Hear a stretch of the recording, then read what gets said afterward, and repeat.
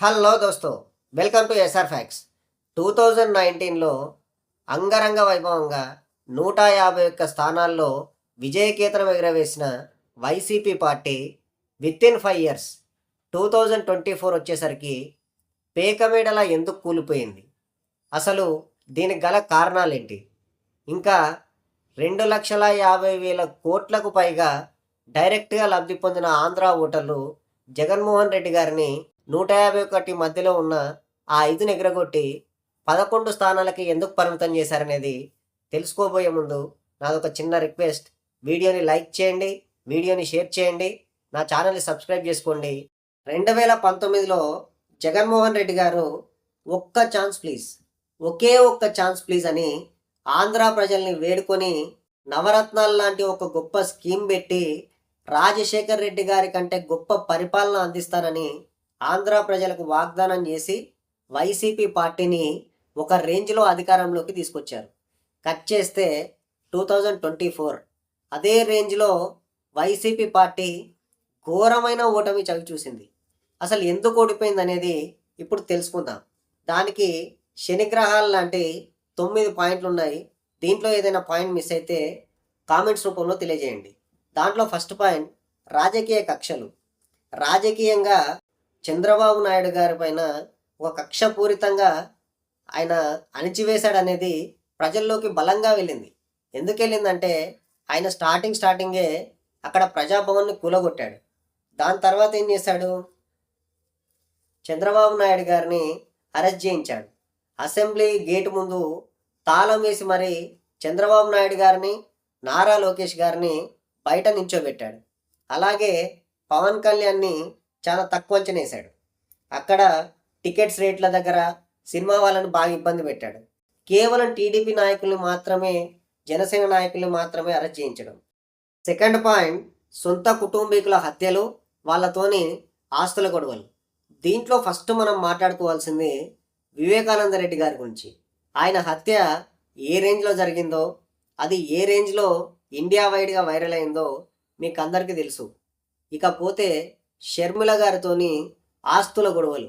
ఈ ఆస్తి గొడవలు ఎంత దూరం వచ్చిందంటే షర్మిల గారు కాంగ్రెస్ పార్టీని స్థాపించి ఆంధ్రప్రదేశ్లో ఆమె జగన్మోహన్ రెడ్డి గారిని విపరీతంగా విమర్శించి ఆయన అధికారం కోల్పోవడానికి ఒక రకంగా కారణమయ్యారు. ఆమె కొంగు పట్టి మరీ ఆంధ్ర ప్రజల్ని న్యాయం చేయమని చెప్పి అడిగిందండి. అది జనాల లోపలికి ఏ రేంజ్లో వెళ్తుంది మీరే ఆలోచించండి. ఫిఫ్త్ పాయింట్ ధరల పెంపు. ఇది జనాల లోపల ఏ రకమైన చర్చకు దారితీస్తుందంటే జగన్మోహన్ రెడ్డి గారు సంక్షేమ పథకాలు అందిస్తున్నారు, కానీ అది మా దగ్గర నుంచి వసూలు చేసే మాకే ఇస్తున్నారు. మద్యం, ఎలక్ట్రిసిటీ, నిత్యావసర సరుకుల ధరలు విపరీతంగా పెంచి మా దగ్గర నుంచి కలెక్ట్ చేసుకొని మాకే పంచుతున్నాడు. కానీ ఇదేమైనా ఆయన జేబుల నుంచి ఇస్తున్నాడా, లేకపోతే ఆయన ఇంట్లో నుంచి ఏమైనా తీసిస్తున్నాడా అని జనాల లోపల ఒక రకమైన నెగిటివ్ స్టార్ట్ అయి ఉంటుంది. ఇక సిక్స్త్ పాయింట్ ఉద్యోగుల పిఆర్సీ ఆగ్రహం, నిరుద్యోగుల ఆగ్రహం. నిరుద్యోగులకు జాబ్ క్యాలెండర్ అని ఒక పెద్ద హామీ ఇచ్చిండు ఆయన, కానీ అది నెరవేర్చలేకపోయిండు.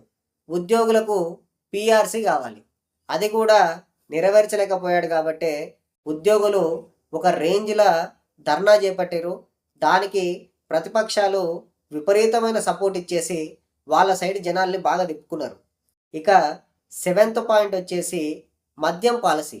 ఈ మద్యం పాలసీలో ఏం జరిగిందంటే అక్కడ జగన్మోహన్ రెడ్డి గారు ఏం చెప్పారు? ఫస్ట్ మద్యాన్ని పూర్తిగా నిషేధిస్తని హామీ ఇచ్చారు ఆంధ్రప్రదేశ్ ప్రజలకి. కానీ ఏం చేసిండు? ఆఖరికి మద్యం షాపులు నడిపితే కానీ ప్రభుత్వం నడవని స్థితికి వెళ్ళిపోయింది. అంటే అదొక పెద్ద బిగ్గెస్ట్ ఫెయిల్యూర్గా ప్రజలు చూసారు. ఇంకా అక్కడ కొన్ని రకాల బీర్లు వచ్చినాయి, అవి తాగి జనాలు చాలామంది చనిపోయారు. అది కూడా జనాల లోపల బాగా నెగిటివ్ థాట్కి దారి తీసుంటుంది. ఎయిత్ పాయింట్ ఎమ్మెల్యేలు, మంత్రుల బిహేవియర్. ఆ మధ్యన ఒక ఎమ్మెల్యేకు సంబంధించిన న్యూడ్ వీడియో ఒక మహిళతోనే అసభ్యంగా ప్రవర్తిస్తున్నది మన ప్రసార మాధ్యమాల్లో ఒక రేంజ్లో వైరల్ అయింది. ఆయన ఎవరో మీకు కూడా తెలుసు. ఇకపోతే అంబటి రాంబాబు గారు, అనిల్ యాదవ్ గారు, రోజా గారు, ఇంకా కొడాలి నాని గారు, వాళ్ళ నోటికి మొక్కాలి. వాళ్ళ మాటలు, వాళ్ళ బిహేవియరు, ఇంకా ఇలాంటి వాళ్ళ వల్లనే నాకు తెలిసి జగన్మోహన్ రెడ్డి గారికి ఇలాంటి పరిస్థితి వచ్చింది. ఇక 9th పాయింట్ వచ్చేసి సంక్షేమం, అభివృద్ధి బ్యాలెన్సింగ్ చేయలేకపోవడం. సంక్షేమం అంటే 9 నవరత్నాలను పెట్టుకున్నారు కదా! అవి అమలు చేయడం పైన చూపెట్టిన శ్రద్ధ ఇక రోడ్లేయడంలో, ఇంకా చెత్త తీయడంలో, ఇంకా చాలా విషయాల్లో పట్టించుకోలేదసలు. ఈ నవరత్నాలనేది ఒక్కటి పెట్టుకొని కేవలం సంక్షేమమే అందించారు. దీనివల్ల ఏం జరిగిందంటే జనాల లోపల బాగా నెగెటివ్ అయిపోయింది వైసీపీ పార్టీ. ఇకపోతే ఆంధ్రప్రదేశ్‌లో రోడ్ల సంగతి అప్పుడప్పుడు ఎళ్ళొచ్చిన వాళ్ళని అడిగితేనే ఒక రేంజ్‌లో చెప్తారు. ఇక రెగ్యులర్‌గా అక్కడనే ఉండి దాన్ని అనుభవిస్తున్న వాళ్ళు ఏ రేంజ్‌లో నెగెటివ్ థాట్‌లో ఉంటారో మీరే ఆలోచించండి. ఈ వీడియోని లైక్ చేయండి. నా వీడియోని షేర్ చేయండి. నా ఛానల్‌ని సబ్స్క్రైబ్ చేసుకోండి. జై హింద్.